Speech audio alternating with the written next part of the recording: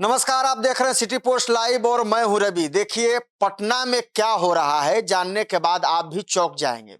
पटना में चोरों का जो मनोबल है वो सातवें आसमान पर है और चोरी भी ऐसे ऐसे तरीके से की जा रही है कि अब सुन करके पुलिस के भी जो होश हैं वो फाख्ते हो गए हैं। दरअसल पटना में एक ऐसी चोरी हुई जिसने पुलिस को भी हिला कर रख दिया। पटना के एक ही मकान में 3 मकान में चोरी होती है, यानी कि बिल्डिंग एक है लेकिन 3 फ्लोर है और 3 फ्लोर में एक साथ एक ही रात चोरी हो जाती है और चोर लाखों का नकदी सामान और जेवरात लेकर रफू चक्कर हो जाते हैं और फिर मामला पहुंचता है पुलिस के पास। अब पुलिस जो है वो अपराधियों को पकड़ने का जल्द दावा तो कर रही है, लेकिन क्या इस तरह की चोरी जो है कहीं ना कहीं पुलिस के लिए भी गंभीर सवाल खड़े कर रही है कि आखिर पटना जैसे राजधानी में लोगों की सुरक्षा व्यवस्था किनके भरोसे है। हमारे साथ जो शख्स हैं ये पीड़ित हैं और इन्हीं के घर में चोरी हुई है और इनका फ्लैट चूंकि नीचे है, इनके ऊपर 2 फ्लैट है, उन 2 फ्लैटों में भी चोरी हुई है। लेकिन सबसे हैरानी वाली बात है कि जब चोरी हुई तो इसकी भनक किसी को नहीं लगी। बाद में लोगों को पता चला कि अब इनका खजाना खाली हो गया है। सबसे पहले आपको कैसे पता चला कि आपके घर में चोरी हो गई? हम लोग रांची में थे। हमें यहाँ गार्ड से कॉल आया सुबह 6:30 बजे के आसपास कि आपके घर का ताला और ग्रिल तोड़ा गया है और दरवाज़ा खुला हुआ है और इसमें चोरी हुई है। बाद में फिर पता चला कि 3rd फ्लोर और 4th फ्लोर पे भी 2 घरों में चोरी हुई है। ऐसे में माने एक आपके घर में भी चोरी हुई है और जो आपके ऊपर नीचे जो रहते थे उनके घर में भी चोरी हुई। जी, बिल्कुल। तो आपको क्या-क्या आपके घर से चोरी हुआ है? जी, मेरे घर से समझ लिए कि मेरे परिवार का जितना भी सोना था, मेरी दीदी की शादी हुई थी अभी 2-3 साल पहले, उनका मम्मी के जितना भी अपने जीवन में कलेक्ट की थी सोना, वो सब कुछ चला गया। मेरे भाई की शादी हुई थी, उसमें भी जो भी वो था और मेरा भी जनेऊ हुआ था, तो उसमें भी जो हमें मिला था गिफ्ट में, वो सब कुछ, चाहे वो नेकलेस सेट हो, चाहे चोकर सेट हो, बालियाँ हो, झुमका हो, मंगलसूत्र हो, हनुमान जी का लॉकेट हो, सब चला गया। जैसा कि हम लोग देख पा रहे हैं कि ये आवेदन है जो आपने पुलिस को दिया है जी। और ये रूपसपुर थाना पुलिस को ये आवेदन दिया है और इस आवेदन में हम लोग देख रहे हैं कि आप लोगों ने बताया है कि सोने का चोकर सेट है, डायमंड सेट है, इसके अलावा सोने की चेन है, बिना लॉकेट सोने की चेन है और सोने की अंगूठी है, हनुमान जी का लॉकेट है, जो चांदी के पायल हैं, बहुत मंगलसूत्र है, बहुत सारे ऐसे सोने के जेवरात हैं जो चोर उड़ा करके ले गए हैं। लगभग कितने की राशि की चोरी हुई है? कितने का ये अनुमान लगाया? जी, मतलब जैसे जोड़ रहे हैं तो जितना याद से आया वो कम से कम 800 ग्राम का सोना चला गया। तो उसका आज के डेट में वैल्यू कम से कम 1 करोड़ तो होगा, 1 करोड़ से ज़्यादा होगा। ये करोड़ों की चोरी हो गई और आप लोग को पता तक नहीं चला, किसी ने कुछ बताया नहीं कि कौन थे चोर, क्या थे, कैसे आए, कैसे गए? कुछ तो पता चला हो। ये सब बाद में पता चला जब हमने सीसीटीवी फुटेज देखा था।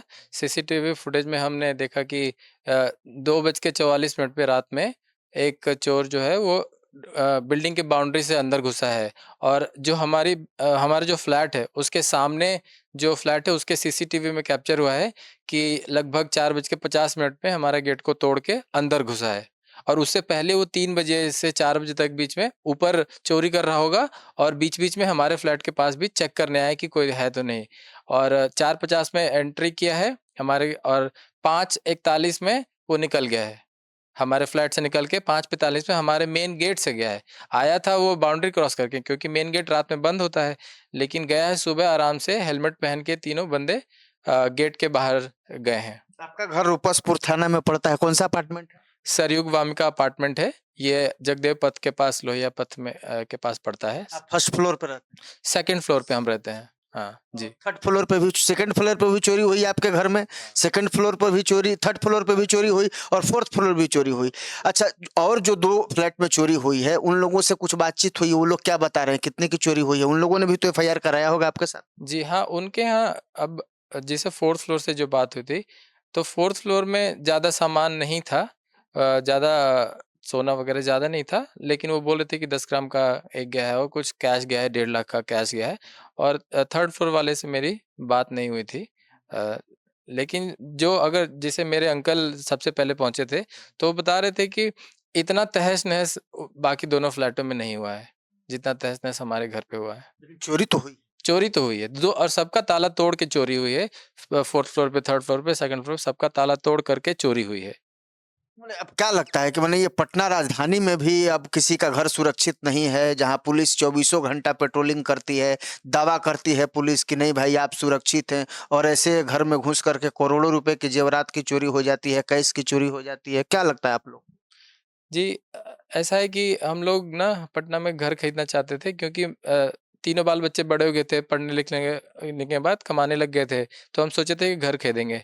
तो पहले तो ये था कि ज़मीन खरीदेंगे, लेकिन फिर वो बहुत महँगा भी पड़ रहा था, फिर हमने ये सोचा कि वो सेफ़ नहीं होगा, अपार्टमेंट में एक फ्लैट ले लेते हैं, उतना कौन परेशान हो घर बनाने में, तो फ्लैट हमने लिया। यही सोच के कि यहाँ पे सिक्योर भी है, मम्मी-पापा अकेले रहते हैं, पापा अपना दवाई की दुकान चलाते हैं, मम्मी टीचर हैं। तो हमने ये सोचा था कि सेफ रहेगा यहाँ पे ले लेते हैं। अभी उसका ईएमआई भी कंप्लीट नहीं हुआ है और पिछले महीने ही मम्मी का देहांत हो गया था कैंसर के इलाज से और इसलिए हम लोग पहले जो भी संस्कार वगैरह था वो गाँव जाके किए थे और अभी हम लोग रांची में थे और तब तक ये चोरी भी हो जाती है। तो हमारे लिए तो समझ लिए कि दुनिया ही चली गई, ऐसा है। अब जब आप लोग पुलिस के पास गए तो पुलिस क्या कह रही है? पुलिस मतलब हम मेरे आने से पहले पुलिस आई हुई थी। जब हम रांची से यहाँ पे आए तब तक पुलिस आई थी, डॉग स्क्वाड वगैरह भी आया था। तो जो भी सीसीटीवी एविडेंस वगैरह वो इकट्ठा किए हैं तो वो तो किए हैं। तो शायद ये लोग थाना में ये लोग शायद सबमिट करेंगे। जब हम थाना में गए थे एप्लीकेशन दिए थे, तो वहाँ पे अभी तक तो एफआईआर नहीं हुआ है। हम बार-बार कोशिश कर रहे हैं कि एफआईआर हो जाए, अभी तक एफआईआर नहीं हुई। खाली हम एप्लीकेशन दे दिए हैं, अभी तक एफआईआर नंबर वगैरह एफआईआर का कॉपी वगैरह हमें नहीं मिला है। तो आगे अब पता नहीं क्या होगा। आप जा रहे हैं पुलिस से बात कर रहे हैं तो आपको लग रहा है कि पुलिस सहयोग कर रही है? जब अभी तक एफआईआर ही नहीं हुआ है तो अब हमें कैसे समझ में आएगा कि कितना आगे वो करना चाह रही है। लेकिन ये है कि घर पे पहले पुलिस आई थी चेक करने, सीसीटीवी एविडेंस कलेक्ट करने, लेकिन थाना पे कुछ ऐसा नहीं हो रहा है। अभी तक एफआईआर नहीं किया गया है। हमने जो जब से एप्लीकेशन दिए अभी तक उन्होंने बोला था कि एफआईआर नंबर सुबह तक मैसेज आ जाएगा आपको। ये सब हो जाएगा, ऑनलाइन होता है, तो वो सब आ जाएगी, लेकिन अभी तक नहीं आया है। तो ये चोरी कितने दिन पहले हुई है? ये परसों रात को हुई है। कल हम मतलब जैसे सोचिए 12 जून के जो 11-12 के रात के में हुई है, तो 2:44 पे वो लोग आए हैं और 5:45 में गए और हम लोग 1 घंटे आधे घंटे बाद हम लोग को पता चला है। फिर हम लोग दोपहर में पहुँचे हैं, थाना गए हैं, एफआईआर किए हैं और फिर आज अभी की बात है तब कि भी 48 घंटे से ऊपर हो गया, पुलिस को तब तक एफआईआर कर लेना चाहिए था। बिल्कुल कर लेना चाहिए था और अभी तक नहीं हुआ है, तो इसीलिए हम चाह रहे हैं कि थोड़ा दबाव बने और इन्वेस्टिगेशन अच्छे से हो क्योंकि इतनी बड़ी चोरी आदमी ज़िंदगी भर कमाता है ना? और 1 घंटे की बात है कि सब कुछ उड़ जाता है। इतना पैसा इतना मतलब मैं ना मम्मी की जो भी मिला है आज तक जितना भी दीदी की शादी सब कुछ एक रात में चला गया। हम क्या करें बताइए? तो आपके किसी पुलिस वाले से बात हुई उस थाने में? किसी भी एक पुलिस वाले से जिसने आपको कोई आश्वासन दिया हो या कुछ कहा हो? पुलिस ने बस ये बोला कि आप हमें आवेदन दे दीजिए, वो हमने दे दिया है। बाकी बोला कि आप चले जाइए, आपको एफआईआर नंबर वगैरह पहुँच जाएगा। हम आज गए थे, फिर से आज गए थे सुबह, लेकिन वहाँ पे कोई तो सचिव हैं या बड़ा बाबू हैं, वो अभी तक आए नहीं हैं, कल भी नहीं थे, आज भी नहीं हैं, तो अभी तक कुछ हुआ नहीं है। तो आप मुख्यमंत्री से या जो पुलिस के कोई सीनियर अधिकारी हैं, उनको कोई मैसेज देना चाहेंगे? उनको आप कुछ कहना चाहेंगे? हम यही कहना चाहेंगे कि तो मतलब चोरों की बहुत ज़्यादा हिम्मत नहीं है कि अब एक ही रात में 3 घर में जैसे मेरे घर में हो गया वो अपनी जगह है, लेकिन एक ही फ्लैट में, एक अपार्टमेंट है जिसमें 3 घर में चोरी हो जाती है और इतनी चोरों की हिम्मत क्यों आती है कि वो ऐसा कर लेते हैं? मतलब बिना निडर होके, बिना शर्म के, बिना किसी भय के, वो ऐसा कैसे कर लेते हैं? अगर थोड़ा प्रशासन थोड़ा स्ट्रॉन्ग रहे, तो शायद वो इतनी बड़ी हिम्मत ना करें। थोड़ी बहुत चोरी चोरी तो चलिए मान लीजिए कर भी सकता है, लेकिन इतनी बड़ी चोरी और सिर्फ़ 3 लोग मिलके कर लेते हैं, 4 लोग मिलके कर लेते हैं, वो भी रात को, कैसे कर लेते हैं? आपका क्या नाम? मेरा नाम प्रिंस दिवाकर है। देखिए, प्रिंस दिवाकर जी से बात हो रही थी और जब इनसे बात हो रही है तो आप इनकी भावनाओं को समझ सकते हैं कि ये बात तो कर रहे हैं लेकिन आंखें इनकी नम है, दिल में गम है, क्योंकि इनका जो खजाना है वो खाली हो चुका है। चोरों ने इन्हें कंगाल बना दिया है। बहुत सारे सपने थे, बहुत सारे उम्मीदें थी, लेकिन सबसे बड़ा सवाल कि जिस पुलिस पर अब इन्हें भरोसा है कि पुलिस उन चोरों को शायद पकड़ेगी, ढूंढेगी, कुछ करेगी कार्रवाई, लेकिन उस पुलिस से भी इन्हें कोई रिस्पॉन्स नहीं मिल रहा है, जिसके कारण इन्हें हताशा और निराशा महसूस हो रही है। तो पटना पुलिस से ये बड़ा सवाल है कि क्या पटना पुलिस ऐसे ही घटनाओं की जांच करती है? क्या जब पटना पुलिस के पास कोई पीड़ित जाता है तो क्या पटना पुलिस ऐसे ही पीड़ितों को मदद करती है? जो बड़ी अधिकारी हैं पुलिस के, उनसे भी सवाल है कि भाई जरा देखिए साहब, आप ऐसे, एक तो आपके राजधानी है जहां आप सुरक्षा की गारंटी देते हैं, वहां चोरों का मनोबल सातवें आसमान पर है।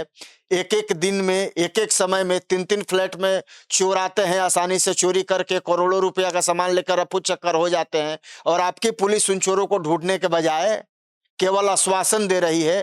तो ऐसे तो नहीं चलेगा। तो आपको ये इंश्योर करना होगा कि भाई जो लोग हैं वो सुरक्षित कैसे रहेंगे। और ये एक सवाल आपसे और है कि पुलिस से तो आपको बहुत ज़्यादा रिस्पॉन्स नहीं मिल रहा है, आपके बातचीत से मुझे पता चल गया है।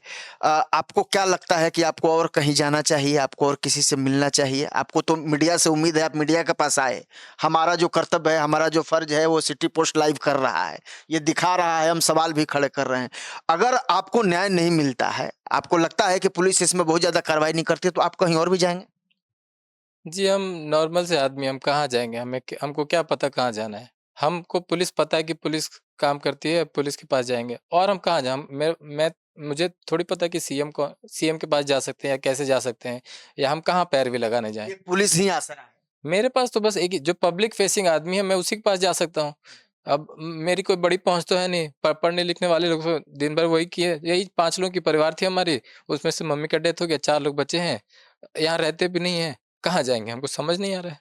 तो पटना पुलिस के अधिकारी सुन लीजिए, ये आम आदमी की गुहार है, जाए तो कहाँ जाए, और जिस पर उम्मीद है अगर वो भी मदद नहीं करे तो फिर क्या करें? तो जरा आप इस पे सीरियस हो जाइए और कोशिश करिए कि इस तरह की जो घटनाएं हो रही हैं उस पे कमी आए, और खास करके ऐसे आम लोगों को न्याय मिले जिन्होंने अपने मेहनत और ईमानदारी से जो कुछ पूंजी बनाई है, अगर उस पे भी चोर हाथ साफ कर ले रहे हैं तो निश्चित तौर पर यह पटना पुलिस के लिए शर्म की बात है। अब उम्मीद है, देखना है, आपसे उम्मीद है कि आप जल्द से जल्द इस मामले में कोई कार्रवाई करेंगे और पीड़ित को न्याय दिलाएंगे। बहरहाल, आप लोग इस खबर को लेकर क्या सोचते हैं, कमेंट जरूर कीजिएगा, और ज्यादा से ज्यादा खबर को लाइक और शेयर भी कर दीजिएगा, ताकि एक भाई को न्याय मिल सके, क्योंकि इनके जीवन भर की जो पूंजी है इनके परिवार की, वो लुट गई है, चोरों ने हाथ साफ कर लिया है। लेकिन अब पटना पुलिस पर सबकी निगाहें टिकी हुई हैं कि पटना पुलिस क्या ऐसे ही गोल गोल इन्हें घुमाती रहेगी या वाकई इनके साथ न्याय भी करेगी। धन्यवाद।